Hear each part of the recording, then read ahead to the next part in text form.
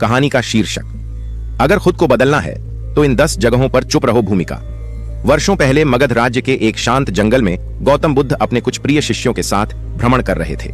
एक दिन एक युवा भिक्षु ने उनसे पूछा, भगवान, मैं स्वयं को बदलना चाहता हूं, पर हर बार मेरी वाणी मुझे धोखा दे देती है। कृपया मार्गदर्शन दीजिए कि मैं कहां चुप रहूं और कब बोलूं। बुद्ध मुस्कुराए। उन्होंने अपने शिष्यों को एक वृक्ष के नीचे बैठने को कहा और बोलना आरंभ किया। यदि तुम सचमुच स्वयं को बदलना चाहते हो तो जीवन के 10 ऐसे स्थल हैं जहां तुम्हारा मौन ही तुम्हें मुक्त करेगा। सुनो ध्यान से। अध्याय 1। जब तुम्हारे शब्द किसी का दिल दुखा सकते हैं, जब भी तुम्हें लगे कि तुम्हारी बात सामने वाले को दुख पहुंचा सकती है, तो चुप रहना ही सबसे बड़ा दान है। गंगा नदी के किनारे एक युवक आया और बुद्ध से बोला, मैं सच्चाई कहता हूं, फिर भी लोग नाराज हो जाते हैं। बुद्ध बोले, सत्य वह नहीं जो तलवार की तरह काटे। सच्चा वचन वो है जो समय, स्थान और भावनाओं के अनुसार बोला जाए। जहां दिल टूटता हो वहां चुप रहना परिवर्तन की पहली सीढ़ी है। अध्याय 2। जब तुम्हारा क्रोध बोल रहा हो, जिस क्षण क्रोध तुम्हारी जुबान पर बैठ जाए वह क्षण मौन का होना चाहिए। एक बार बुद्ध ने एक क्रोधित राजा को देखा जो अपने मंत्री को अपशब्द कह रहा था। बुद्ध ने उसे रोका और कहा, जो मनुष्य क्रोध में बोलता है वह केवल दूसरों को नहीं जलाता, स्वयं को भी भस्म करता है।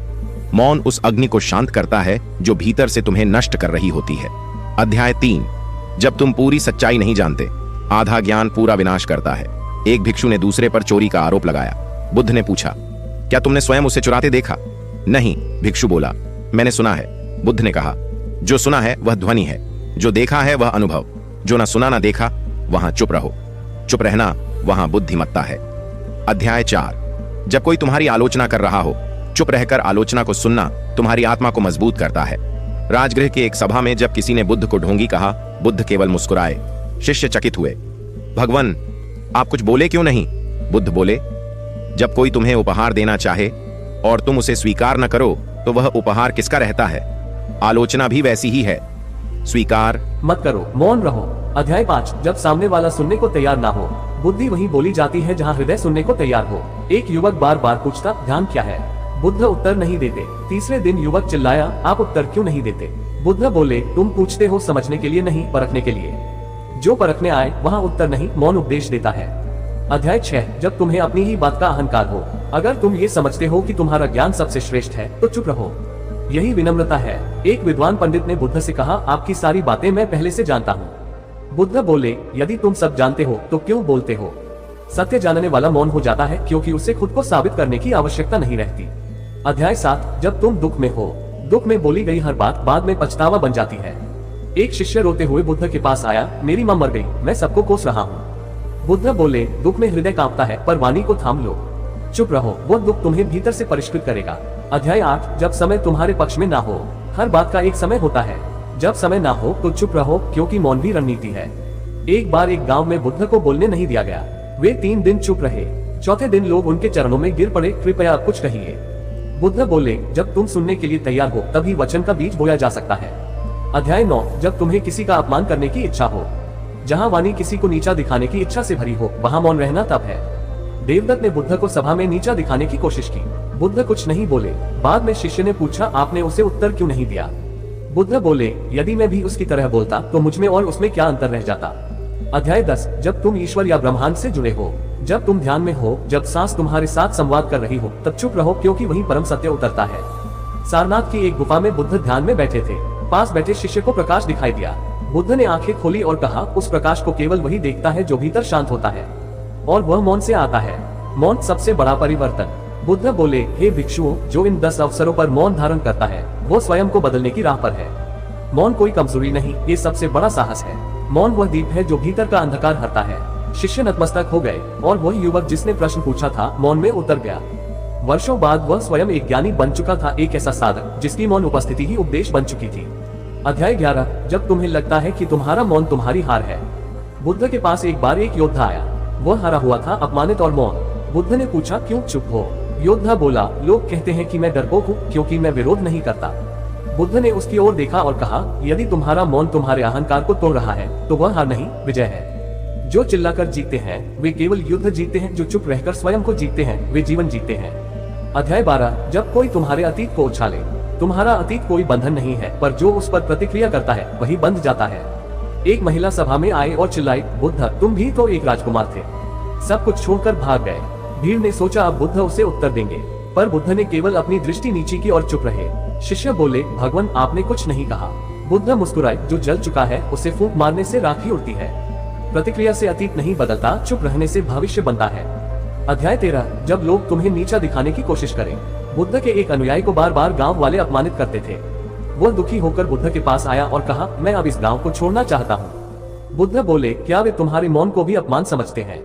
नहीं, अनुयायी बोला। बुद्ध बोले, तो वहीं रुको, जहाँ शब्द असहाय हो जाएं, वहाँ मौन तुम्हारी ढाल है। अध्याय 14। जब तुम्हें दिखाना हो कि तुम श्रेष्ठ हो। सच्चा श्रेष्ठ वह है जो दिखाने की आवश्यकता न समझे। एक ब्राह्मण ने बुद्ध से कहा, मैं 20 शास्त्रों का ज्ञाता हूँ। बुद्ध मुस्कुराए और पूछा, और कितने बार तुमने दूसरों के दुख को सुना है? ब्राह्मण चुप हो गया। बुद्ध बोले, ज्ञान जो मौन न सिखाए वह अहंकार है, जो मौन से भरा हो वही करुणा है। अध्याय 15। जब कोई तुम्हें उकसाने की कोशिश करे। एक दिन एक राजपुरोहित ने बुद्ध से तीखा प्रश्न पूछा, अगर तुम इतने ज्ञानी हो तो मृत्यु को टाल क्यों नहीं सकते? बुद्ध शांत रहे। लोगों ने पूछा, आपने उत्तर क्यों नहीं दिया?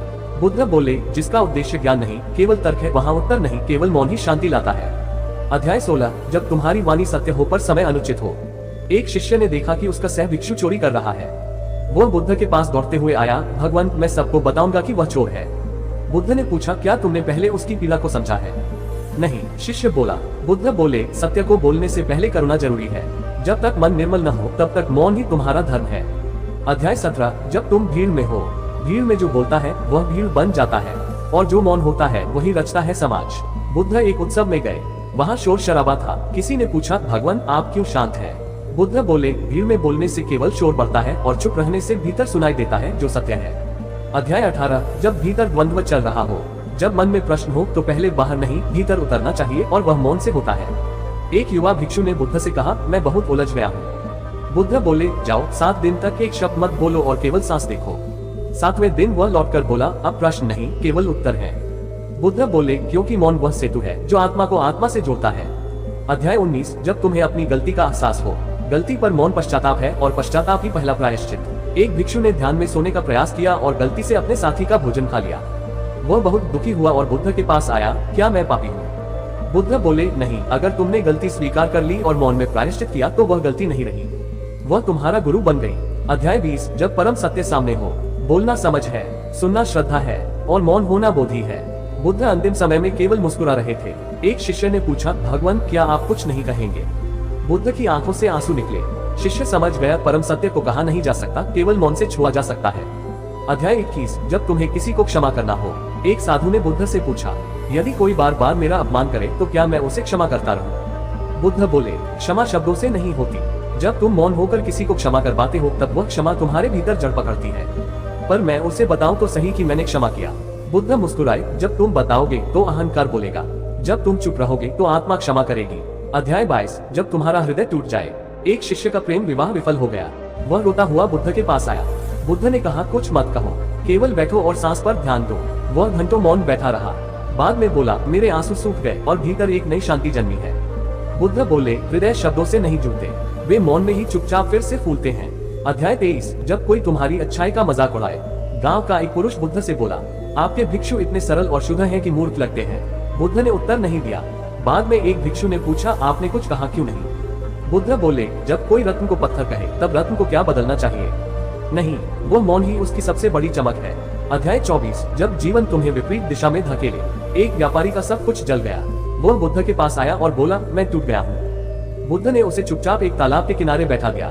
3 दिन बाद वह स्वयं बोला, मैं अब हल्का महसूस करता हूँ। बुद्ध बोले, जिन भावों को शब्द भर नहीं सकते उन्हें मौन धीरे धीरे भर देता है। अध्याय 25। जब संसार तुम्हारी साधना का विरोध करे। एक वृद्धा ने ध्यान साधना प्रारंभ की, पर उसके परिवार ने उसे पागल कहा। वह रोती हुई बुद्ध के पास आए। बुद्ध ने केवल ये कहा, जब तुम सत्य की ओर जाती हो तो पहले विरोध, फिर मौन और फिर प्रकाश आता है। उस पहले विरोध में भी मौन रहो, क्योंकि वो तुम्हारे पथ की परीक्षा है। अध्याय 26। जब तुम्हें सत्य समझ आ जाए पर कोई मान न पाए। एक शिष्य ने आत्मज्ञान का अनुभव किया। वह सबको बताना चाहता था। बुद्ध ने रोका, अभी मत बोलो। क्यों? बुद्ध बोले, क्योंकि जब बीज अंकुर बनता है तब भी वह कुछ नहीं कहता। जब वह वृक्ष बन जाता है तब उसकी छाया स्वयं बोलती है। अध्याय 27। जब तुम्हें कुछ सिखाना हो पर श्रोता तैयार न हो।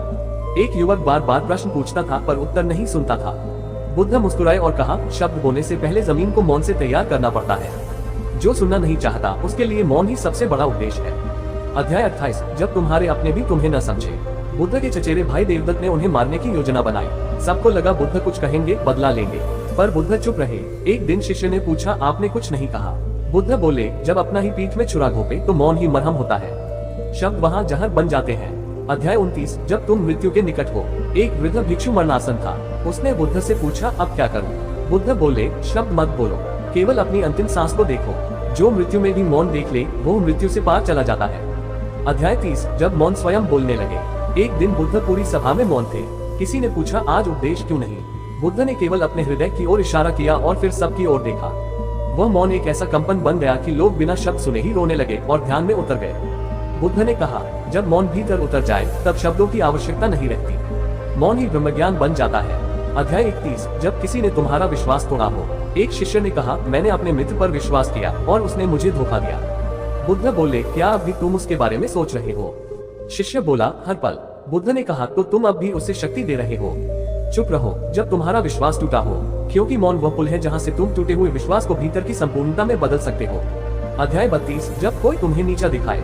राजा के दरबार में एक विद्वान ने बुद्ध को चुनौती दी, आपका मौन क्या कमजोरी है? बुद्ध मुस्कुराए और बोले, नहीं। दरबार के बाद राजा ने पूछा, आपने उत्तर क्यों नहीं दिया? बुद्ध बोले, कुत्ते के भौंकने से हाथी नहीं रुकता और जो मौन में स्थिर है वह सच्चे बल को जानता है। अध्याय 33 जब तुम्हारे बच्चे तुम्हारी बात न माने। एक वृद्ध माता पिता ने रोते हुए बुद्ध से कहा, हमने अपने बच्चों को संस्कार दिए पर अब वे हमसे कट गए हैं। बुद्ध बोले, शब्द थक चुके हैं, अब प्रेम को मौन में प्रवाहित करो। जैसे गंगा चुपचाप बहती है वैसे ही तुम्हारा मौन उन्हें धीरे धीरे वापस लाएगा। मौन में आशीर्वाद सबसे शक्तिशाली होता है। अध्याय 34 जब आत्महत्या का विचार आए। एक युवा भिक्षु निराश था और जीवन समाप्त करना चाहता था। बुद्ध ने कहा, कुछ मत बोलो, केवल मेरी आंखों में देखो। दोनों मौन रहे, आंसू बहते गए और उस मौन में युवक का हृदय पिघल गया। बुद्ध बोले, जो आत्महत्या करना चाहता है उसे शब्द नहीं, मौन की दृष्टि चाहिए। मौन वह आलिंगन है जो जीवन को फिर से थाम लेता है। अध्याय 35 जब संसार में हर तरफ अंधकार दिखे। एक शिष्य बोला, दुनिया में सिर्फ पाप, हिंसा और स्वार्थ है। बुद्ध मुस्कुराए, और क्या तुमने सूरज को कभी शोर करते देखा है? नहीं। तो जान लो, अंधकार से लड़ना नहीं, अपने मौन को इतना प्रकाशमय बनाओ कि अंधकार स्वयं भाग जाए। अध्याय 36 जब तुम प्रार्थना कर रहे हो। बुद्ध बोले, लोग प्रार्थना में शब्दों का अंबार लगा देते हैं, पर सच्ची प्रार्थना वहाँ जन्म लेती है जहाँ शब्द समाप्त हो जाए। तुम्हारी मौन सांसें ही ब्रह्मांड तक पहुँचती है, क्योंकि ब्रह्मांड शब्द नहीं कंपन समझता है। अध्याय 37 जब प्रेम में अस्वीकार मिले। एक युवक ने प्रेम प्रस्ताव में अस्वीकार मिलने पर आत्मग्लानि से भरे हुए बुद्ध से कहा, क्या मैं योग्य नहीं था? बुद्ध बोले, तुम प्रेम कर पाए यही तुम्हारी योग्यता है। उसका उत्तर कुछ भी हो, तुम्हारे प्रेम की पवित्रता को मौन में सुरक्षित रखो, क्योंकि मौन प्रेम को सदा के लिए पवित्र बना देता है। अध्याय 38 जब जीवन का अर्थ न समझ आए। एक साधक ने कहा, मैंने ध्यान किया, तप किया, फिर भी जीवन का अर्थ नहीं मिला। बुद्ध ने उसे एक शांत जंगल में 7 दिन मौन रहकर बैठने को कहा। 7वें दिन उसने आंखें खोली और कहा, अब मुझे अर्थ नहीं, अनुभव मिला है। बुद्ध बोले, अर्थ को शब्द खोजते हैं, अनुभव को मौन पाता है। अध्याय 39 जब आत्मा मुक्त होना चाहती हो। एक बुढ़िया मरणासन थी। उसने कहा, मैं चाहती हूँ मेरी आत्मा मुक्त हो। बुद्ध बोले, तो चुप रहो, अब किसी से कुछ मत कहो, किसी को दोष मत दो, किसी को दोषी मत मानो। शांत मौन से तुम्हारी आत्मा स्वयं ऊपर उठेगी, क्योंकि मुक्त आत्मा का द्वार मौन में खुलता है, शब्दों में नहीं। अध्याय 40 जब तुम स्वयं बुद्ध बनो। बुद्ध मौन थे। एक दिन आनंद ने पूछा, आप इतने मौन क्यों रहते हैं? बुद्ध बोले, क्योंकि अब मैं कुछ नहीं बनना चाहता। मैं जो हूँ वही शून्य है, जो शून्य है वही पूर्ण है, और पूर्णता कभी शोर नहीं करती। और फिर उन्होंने कहा, जो हर स्थिति में चुप रहना सीख ले वही अंततः बुद्ध बन जाता है। अंतिम मंत्र, मौन का रहस्य। ग्रेटर देन शब्द तुम्हें संसार में घुमाते हैं, मौन तुम्हें आत्मा तक पहुंचाता है। चुप रहो जब मन कहे बोलो, क्योंकि वही क्षण है जब भीतर का बुद्ध जागने ही वाला है।